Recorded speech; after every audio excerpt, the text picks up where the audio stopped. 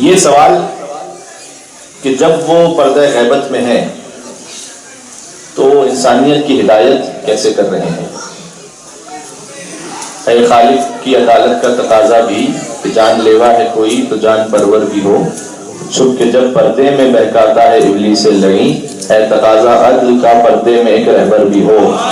اور اللہ سبحانہ و تعالیٰ نے اس نشانی کو اس انداز سے زندہ رکھا کہ حضرت عیسیٰ علیہ السلام، قرآن کریم میں واضح طور پر فرمایا کہ عیسیٰ کو ہم نے آسمانوں پر بلند کر دیا اور انہیں حیات عطا فرمائی۔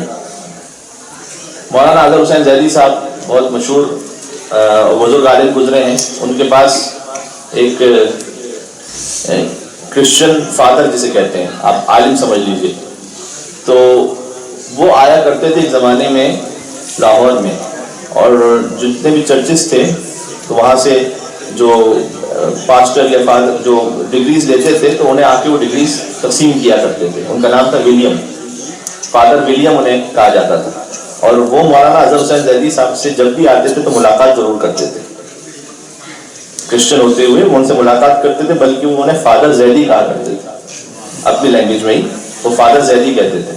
تو ایک بار وہ موجود تھے اور جس کو کہتے ہیں پیسفل کو ایگزسٹنس، وہ اس لیے آتے تھے باہمی قرآن بقائے باہمی کے لیے ملاقات کرتے تھے۔ آخر میں انہوں نے چاہا کہ ذرا سا ٹون کرتے ہوئے نکل جائیں مولانا اظہر حسین زیدی صاحب پر، کیونکہ کافی لوگ بیٹھ جاتے تھے ان کے ساتھ بات سننے کے لیے۔ انہوں نے کہا کہ ایک بات میں کہہ کے نکل جاؤں کہ لوگ سوچتے رہیں۔ تو فادر ولیم نے ان کی زبان میں کہتا ہوں فادر زیدی سے یہ کہا کہ یہ بتائیے آپ کے قرآن میں کیا لکھا ہوا ہے کہ عیسیٰ زندہ ہے یا وفات پا گئے؟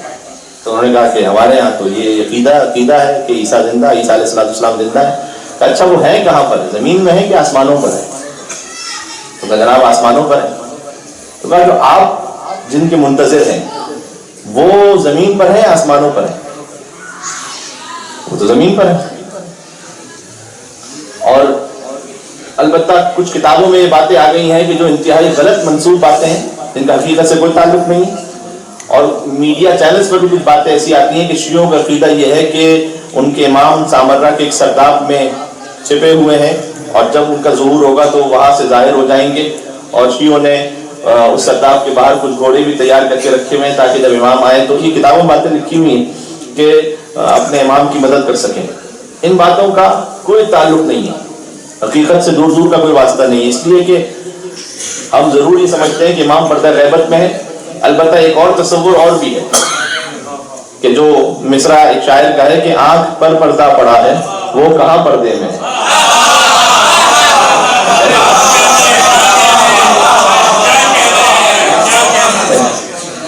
تو وہ آنکھ پر جو گناہوں کا پردہ ہے اور خطاؤں کا اور معصیتوں کا جو پردہ ہے، وہ اگر پردہ ہٹ جائے تو وہ تو نور روشن، وہ تو ہمارے سامنے موجود ہے۔ لیکن یہ کہ اگر ایک کنونشنل بات لی جائے کہ وہ پردہ غیبت میں ہے تو جی ضرور وہ پردہ غیبت میں ہمارا ایمان اور عقیدہ ہے، لیکن اس کا حقیقی یہ مطلب نہیں ہے کہ ایک جگہ یعنی انہیں کسی سرداب میں شیعوں کے عقیدے کے مطابق محدود کر دیا گیا ہے۔ اس عقیدے کا ہم سے کوئی تعلق نہیں ہے، وہ جامد نہیں ہے بلکہ وہ فعال اور متحرک اور ساتھ ہی ساتھ وہ مختلف مومنین سے ملاقات کرتے ہیں، زائرین سے ملاقات کرتے ہیں، حج میں شرکت فرماتے ہیں اور دوسرے امور امام زمانہ اسلام کے ذریعے سے طے پاتے ہیں۔ یہ ساری باتیں اپنے مقام پر ہیں، بلکہ میرے پاس وقت نہیں ہے لیکن اس بات میں چاہتا ہوں یہ نقطہ بھی پہنچ جائے کہ غیبت کی بھی دو قسمیں، ایک ہے شخص کی غیبت اور ایک ہے شخصیت کی غیبت۔ یہ نقوش عصمت میں بھی علامہ ذیشان حضرت جوادی صاحب نے سے لکھا ہے۔ ایک ہے شخص کی غیبت، ایک ہے شخصیت کی غیبت۔ شخص کی غیبت کا مطلب کیا ہے کہ جو سامنے خود ذات ہے وہ موجود نہ ہو، غائب ہو، شخص غائب ہے۔ ایک مرتبہ یہ کہ نہیں وہ شخص ہمارے درمیان کہیں ہے، اس کی شخصیت پردہ غیبت میں ہے۔ چھوٹے بچوں کے لیے مثال دوں، یہاں پر اتنے مومنین تشریف فرما، اب تو میں آہستہ آہستہ پہچاننے لگا ہوں، لیکن مثال کے طور پر آپ میں سے ڈاکٹرز بھی ہیں، آپ میں سے بعض لائرز بھی ہوں گے، اسٹوڈنٹس بھی ہیں، دوسرے مومنین بھی۔ سوال، آپ شخصاً جب سامنے ہیں تو آپ از حیث شخص تو غیبت میں نہیں ہے نا میرے لیے، لیکن آپ کی شخصیت غیبت میں ہے میرے لیے. بات پہنچ رہی ہے؟ اس لیے کہ مجھے نہیں معلوم کہ آپ کی شخصیت کیا ہے. آپ بزنس مین ہیں، آپ جاب کرتے ہیں، آپ ڈاکٹر ہیں، آپ انجینئر ہیں، کیا ہے مجھے نہیں معلوم. امام علیہ السلام از حیث شخص پردہ غیبت میں نہیں، ان کی شخصیت در حقیقت پردہ غیبت میں ہے. یعنی یہ کہ امام علیہ السلام اگر شخصاً غیبت میں ہو تو پھر کسی سے ملاقات نہ کریں. نہیں، ان کی ملاقات بھی ہوتی ہے، وہ محفلوں میں بھی آتے ہیں، وہ مجالس میں بھی آتے ہیں. کتنے ہی واقعات ہیں جب جلوس ازاں میں سید مہدی بحر العلوم جیسے بڑے عالم کہ جنہیں امام زمانہ نے ایک خاص امتیاز دیا تھا کہ وہ جب چاہتے تھے اپنی مرضی سے امام زمانہ سے ملاقات کرتے تھے،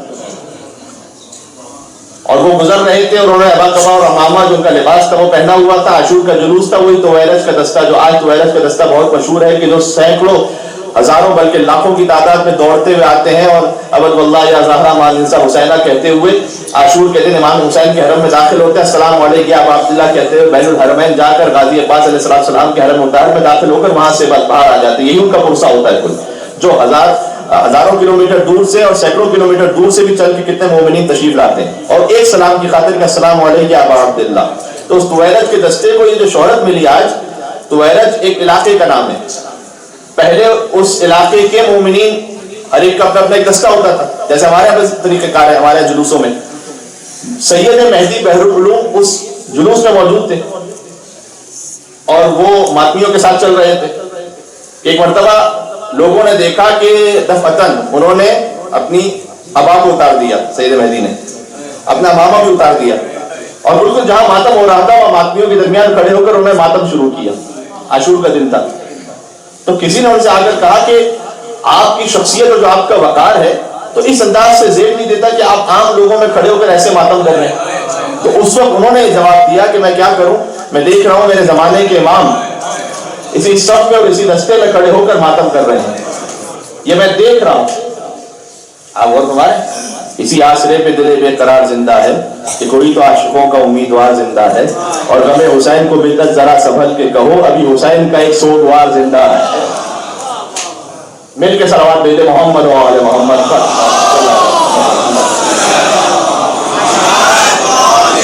تو امام شخصاً تو کئی لوگوں سے مل چکے، ہاں وہ پہچان نہیں سکے کہ امام کی شخصیت کیا ہے. وہ یہ نہیں پہچان سکے کہ یہ امام ہے. حتیٰ آپ دور چھوڑ دیجئے، میں کراچی میں زیادہ تفصیل میں نہیں جاؤں گا کیونکہ ایسے واقعات کو زیادہ ڈسکلوز بھی نہیں کرنا چاہیے. میں کراچی میں ذاتی طور پر ایک ایسے مومن کو جانتا ہوں جن کے پاس ایک خاص وظیفہ تھا، وہ دنیا میں نہیں رہے. خاص ایک وظیفہ تھا کہ جس کے ذریعے سے ان کی بھی امام سے ملاقات ہوئی، بلکہ انہوں نے بعض مومنین کو وظیفہ کسی خاص مصلحت کی وجہ سے دیا تو ان کی ملاقات بھی ہوئی امام سے. تو جب انہوں نے وہ وظیفہ دیا ایک بندے مومن کو اور وہ وظیفہ کرتے رہے، کچھ دنوں بعد آئے اور آ کر کہا کہ آپ نے جو وظیفہ دیا تھا شاید میرے عمل میں کوئی کمی کوتاہی ہے، میری امام سے ملاقات نہیں ہو پائی. اور انہوں نے کہا کہ میں تجھ سے کہہ رہا ہوں کہ تیری امام سے ملاقات ہوئی ہے، لیکن تو امام کو پہچان نہ سکا اور امام کی معرفت حاصل نہ کر سکا. یعنی امام شخصاً غائب نہیں تھے، امام کی شخصیت تیرے لئے غائب تھی. جب وہ سامنے آئے تو پتہ نہ کر سکا کہ یہ امام وقت ہے. لہذا ہمارے پاس حدیث میں ہے کہ جب امام کا ظہور ہوگا تو کتنے ہی لوگ یہ کہیں گے کہ ہم نے انہیں دیکھ چکے ہیں. اور ہمارے تو وہ حاضر ناظر ہمارے درمیان متحرک ہے. اور اگر یہ تصور آ جائے، آپ یقین فرمائیے، میں ایک چھوٹی سی مثال دوں. اگر یہ کسی کو یقین ہونا کہ جو ویڈیو کیمرہ لگا ہوا ہے یہ مستقل اس کی طرف ہے، اور جو باہر مومنین تشریف فرما ہے اور جگہوں پر یہ ویڈیو جا بھی رہی ہے اور یہ انٹرنیٹ پہ بھی اپلوڈ ہوگی، اگر آپ کو یقین ہو جائے کہ یہ مستقل میری طرف ہے، آپ کے بیٹھنے کا انداز ابھی ایک لمحے میں بدل جائے گا. میں صحیح کہہ رہا ہوں؟ اگر کوئی تصور کر سکے کہ میں لمحہ و لمحہ خدا کی حجت قائم آل محمد کی نگاہوں کے سامنے ہوں، یہ مستورات کے لیے جملہ، تو پھر کیا ان کے لیے فرق رہے گا کہ امام بارگاہ میں حجاب کریں اور شاپنگ سینٹر میں حجاب نہ کریں؟ کیونکہ امام بارگاہ میں فقط امام دیکھ رہے تھے، وہاں باہر نہیں دیکھ رہے تھے، ہے نا؟ تو لمحہ و لمحہ جو تصور کر سکے اور اس سے بڑھ کے تصور کر سکیں کہ نہیں رزق الورا وبوجودہ ثبتت الارض والسماء، جتنا مجھے رزق مل رہا ہے وہ فرزند زہرا کا صدقہ ہے. یہ اگر تصور ہو سکے تو وہ یہ سوچے گا کہ اگر میں کہیں کسی کے ہاں جب جاب کرتے ہیں تو اگر باس تھوڑا سا فیور کر دیں تو پھر بڑا احترام کرتے ہیں اس کا، کس نے میری کچھ معاملات میں فیور کی تھی، جبکہ وہ آپ کو براہ راست کچھ دے نہیں رہا. ٹھیک ہے، آپ تو ایک محنت کر رہے ہیں اور اس کا صلہ پا رہے ہیں جس کے صدقے میں واقع مل رہا ہو، تو یہ یقین ہو جائے کہ اس حجت دورہ کے صدقے میں مجھے رزق مل رہا ہے. تو کیا کبھی اس کو ناراض کرنے کا تصور کر پائیں گے کہ جو مجھے لمحہ بلمحہ عطا کر رہے ہیں. ٹھیک ہے، یہ کچھ باتیں ہیں جو ضروری ہیں، میں چاہتا تھا کہ بس یہ باتیں 2-4 منٹ میں پہنچ جائیں. بات جو اصل بات تھی وہاں سے تھوڑا سا اور آگے بڑھ گئی کہ اب آپ غور فرمائیے کہ جب امام زمین پر ہیں تو آپ شاید بھول گئے، مجھے یاد ہے فادر ولیم اور فادر زید، انہوں نے پوچھا کہ آپ کے امام کہاں ہیں؟ کہا آپ ہمارے عیسیٰ تو آپ کہہ رہے ہیں آسمانوں پر، آپ کے امام کہاں ہیں؟ اب یہ جو ماشاءاللہ میرے نعرہ لگانے والے بھائی سارے اور جواب دینے والے، کچھ باتیں تو سب کے لیے بھی کرنی پڑتی ہے نا، ورنہ تو میری ہال خالی ہو جائے گا اس طرح سے. اور سبھی مولائی ہیں، ہر ایک کے انداز مختلف ہوتا ہے اس کے اظہار کا.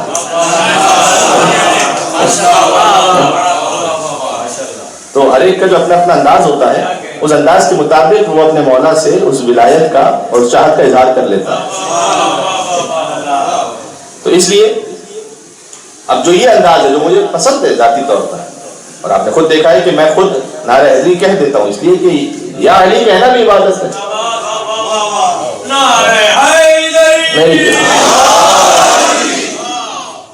تو یہ عبادت ہے، اس میں کوئی شک نہیں. ذکر علی نے عبادت، کتنا خوبصورت کلام ہے. ذکر علی نے عبادت یعنی خود علی کا ذکر بندگی پروردگار ہے. عبادت کا مطلب کیا ہے؟ حب علی نے عبادت، علی کی محبت بندگی پروردگار ہے. ٹھیک ہے، یعنی جو مولا کی محبت دل میں رکھ رہے بنفس نفیس، یہ عمل بندگی پروردگار ہے، اللہ کی عبادت کر رہے ہیں.